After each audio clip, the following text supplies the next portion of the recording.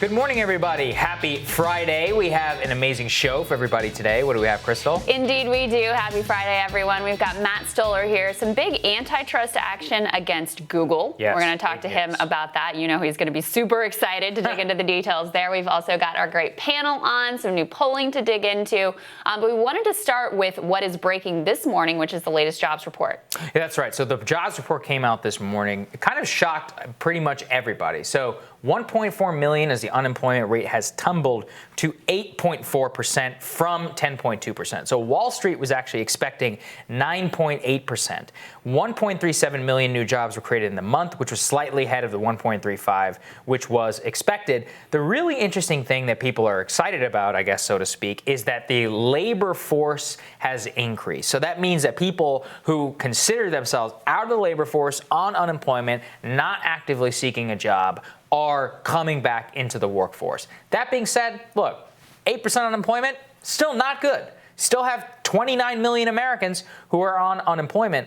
And the most key thing that I want to emphasize is what we've been talking about, the K-shaped recovery, which is that for those at the top, things are getting a lot better. And to illustrate this, 37 million Americans teleworked from home in August. But 24 million Americans at the bottom half of the American of income strata lost hours or couldn't work in August because their business was closed. So top 40 million, top 20% around there, they're doing great. The bottom half losing hours, unable to work, not making jobs. And here's the other key thing.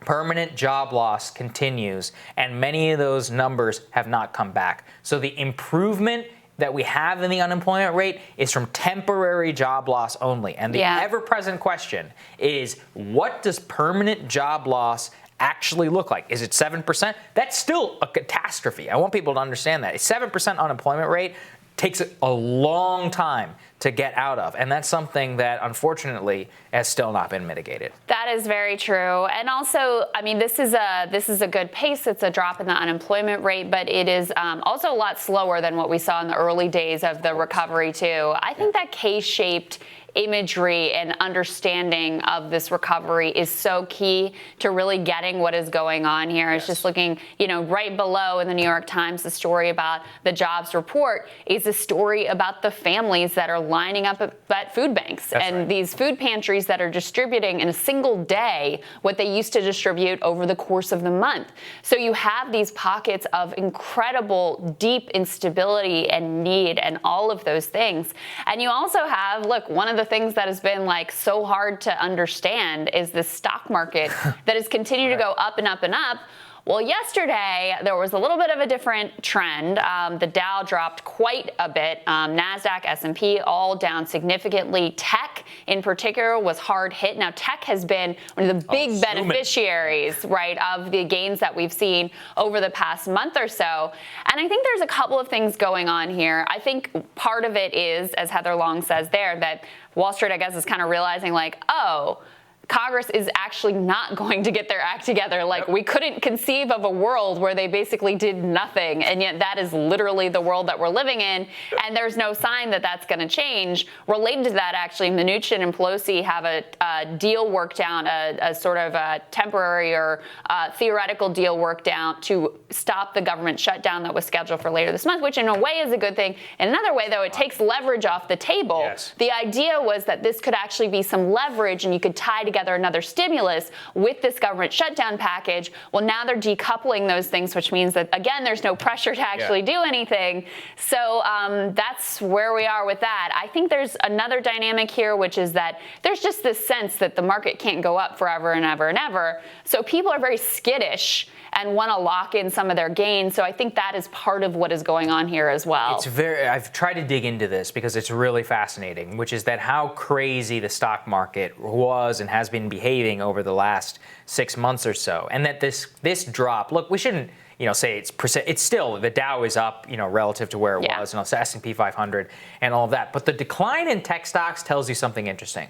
The reason that tech stocks were zooming was because, people were still using them. But what has essentially happened is that there's been a critical mass of if you were going to be on Zoom at this point, you're on Zoom. Nobody's now we're transitioning to Zoom. Right. It's over. You've basically reached the cap of where you're going to go. Same with Amazon. Same with many. So the benefits that they've been able to reap from the pandemic situation are basically capped at where they are. And now here's the critical part. Where do the new customers come from? Well, it's going to be very difficult. If nobody has any money to spend, aka stimulus, aka jobs, many of these other things, then there are going to be no customers, and we're going to have an aggregate drop in spending overall. And so I think that is one of the key things that Wall Street is really beginning to wake up to is, oh my God, it's coming. And another key thing I want people to understand, we covered this in my radar yesterday, is 42% of Americans expect social distancing and lockdown protocols and any other things to continue for the next 6 months, at least, okay? So 6 months from now, most Americans expect to still be living in their current conditions. Think about what that means for consumer confidence, consumer spending, the amount of debt that people are going to pay down, the amount of money that people are going to hold in savings for a rainy day fund. Yeah. All of that is less money in our economy. And finally, Wall Street is beginning to wake up to, oh man, the long-term impact of all this stuff is not good. You can talk as much as you want about how our economy is oriented to the top 20%, and all of that is true, which is why we're still capped at where we are. But eventually, the bill's got to come due, and I think that's what's happening right now. I think it could be. At the same time, there's an interesting moment on the trail yesterday. Look, it's always absurd when Trump, the man of the people, touts the stock market performance as a sign that things are going great economically. It's the polar opposite of the type of stuff that he would have done back in 2016 when he was the only one who was no, actually, a lot of people are suffering in spite of the top line economic numbers. But it's particularly dissonant on a day when actually there's a big correction in the market. So let's take a listen to that. As you know, Joe Biden, he doesn't have a clue. We can't let it happen to our country. We're making strides. The stock market's hitting another high. That means your stocks, your 401ks. We have to do what we're doing. The country's coming back really strongly. Yeah, good luck selling that message. And that was in Pennsylvania. Right. Once again, 16% of Americans hold stocks. Okay, 16%, 84% don't. So, and of the people who do, it's upper middle. Again, this is something that drives me nuts. Everybody's trying to get these upper middle class white liberals to vote when the majority of the American populace is out there suffering. And then the bottom half and the bottom quintile are really suffering. This is another thing that I think people should understand, which is that the unemployment rate right now is highly stratified. It's 13% for Black Americans. It's 13% for younger workers.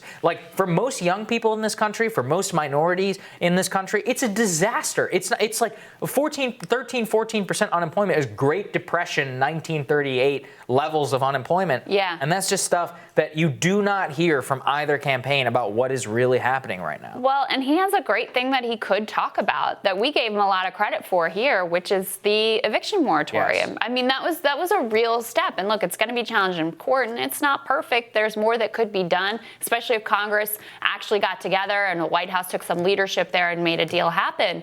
But he has some real actions that could demonstrate that I am actually trying to deliver for you. I see your pain. I'm going to help. This action is just the beginning of what we could do if you reelect me. Look, it would be kind of BS. He is in position to do a lot more, but he has something this week he could be talking about instead of isn't the stock market amazing? Also, the stock market fell 1,000 points when I was. Oh, right, exactly. So there's that too. He's also going on your 401k. Again, I don't know how these white suburbanites, man. They got it good. They rule our lives. They got it made with both of these parties. God, I hate it. All right, we're going to have more Rising for you after this.